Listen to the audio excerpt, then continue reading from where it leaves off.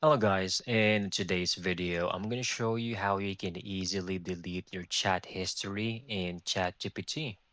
Let's begin. First, open up your favorite browser. Make sure you are logged in to the correct accounts. Now over here on the left panel, you will see all of your chat history.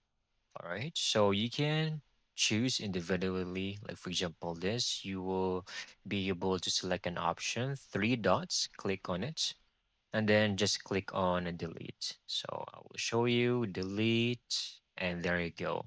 That conversation has been deleted completely from my account.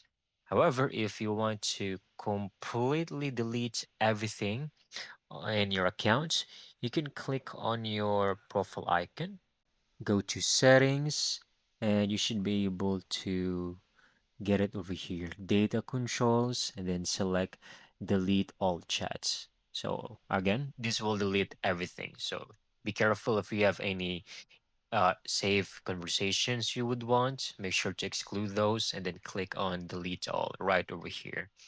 And that's it. That's how you can easily get this done. Thank you so much for watching. I hope you found this video very helpful.